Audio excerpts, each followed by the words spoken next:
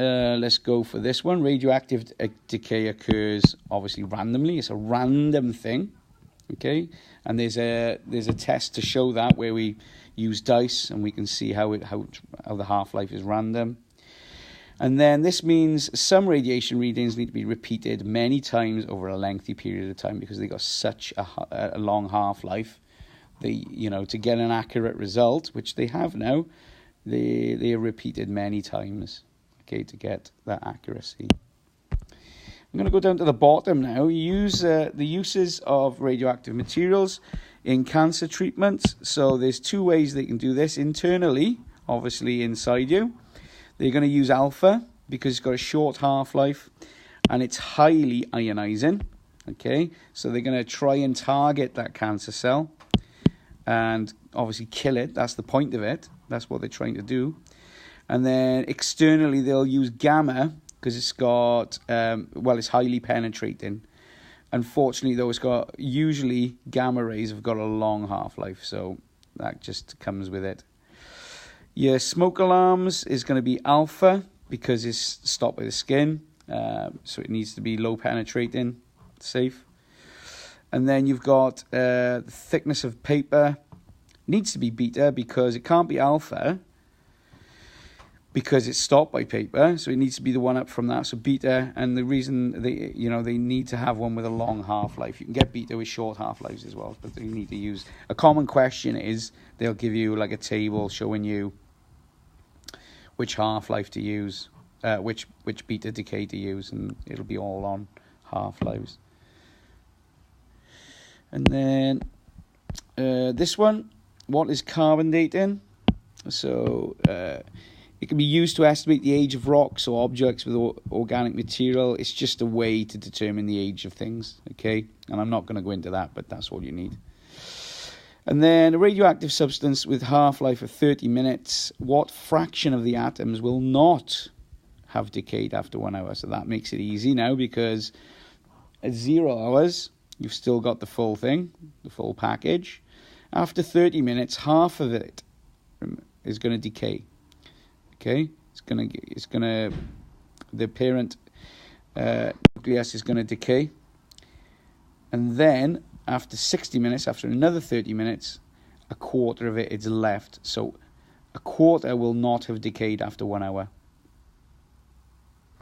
And then the half-life of a radioactive isotope is 27 years. How long will its mass take to fall from 2 to 0.25? So that's all you do. You get a number, 2, draw an arrow, half it, 1. Draw an arrow, half it, 0.5. Draw an arrow, 0.25. Count the arrows, 1, 2, 3.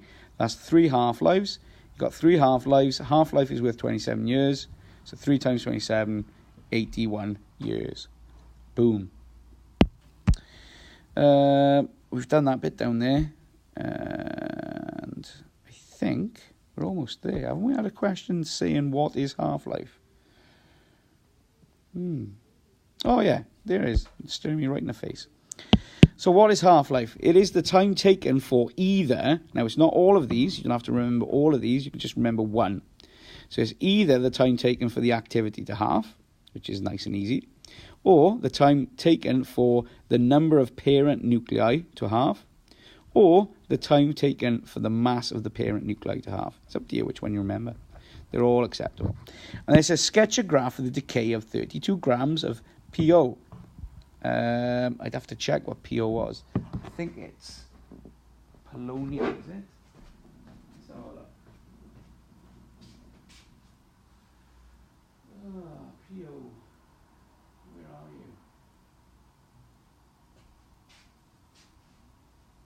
you? Can't see it. Anyway, I'm sure one of you will tell me. Doesn't matter. So PO, you got your mass. Started on 32. It's quite hard, this scale, to get all this in, but I've done the best I can. So at 0 time is 32, yeah? And then it's got a half-life of 20 seconds. So after 20 seconds, it's going to half. It's got 16. And then after another 20 seconds, 40 seconds, it's going to half again, 8. And then after another 20 seconds, it's going to half again, 4. And you're going to get this, it's called the decay curve. Okay, it's going to start decaying nicely. And this will go on forever, forever, forever. because it'll go from 2 to 1, then 0.5. So on this scale, that line will probably extend forever. And then last question is up top. So this is probably the most difficult thing for students to get their head around, but it's actually quite easy. So for alpha decay, you've just got to remember that so whatever we start with, so X in this case could be the U, all right, it's just a symbol to represent an element, and your A and Z is just your atomic number and your mass number. Depends whichever way you put it. This, you know, like I said, sometimes the big number's on top, sometimes the small big number's on the bottom. You just got to be aware. And from the big number, you minus 4 on alpha decay, and from the little number, you minus 2. And sometimes you're not always given the element that it is. And then you're going to have, we talked about a helium nucleus, so that's going to be 4 and 2. It's a helium, pretty much a helium atom without the electrons. So you've got 4 and 2. And if you think about it, let's do this example first. 2, 3, 4. Well, let's follow this. Minus 4 is going to be 230. And then 92 minus 2, because that's our thing. Remember Z minus 2 there. That's actually Z, not 2 minus 2. That's Z minus 2. So it's this minus 2 gives us 90. And then I didn't know what my element was, so what I needed to do was to look at the periodic table. Unfortunately, on the yellow ones, this example is not on there, so I've had to go to my wall. So when I zoom in on this, if you look, we started off at 92. The small number 92. Small number's on top now, by the way. Big number's on bottom, so it has changed. So never look at the bottom big numbers for this, because these will always be different. You're looking at the element, really. The 92 tells us how many protons there are. And because we minus 2, it goes back to. So it goes to thorium now. So that uranium minus 2 becomes thorium. Let me just show you there. So that 92, when we minus 2, becomes 90 thorium. And then the top number, we just do that anyway, but it doesn't really tell us. We can't get the element from the periodic table by looking at the big number, or the mass number. So 234 minus 4 becomes 230, plus, and this is just a tag on. So every one of these you do will always be, if it's alpha decay, will always be 4, 2 helium. Yeah, big number 4, small number 2. Because that's what it is in the periodic table. Look, there it is, helium. Again, big numbers on the bottom here, small numbers on the top, but it doesn't matter. And then for your beta decay, you've got your AZ again. X represents whatever element you're looking at.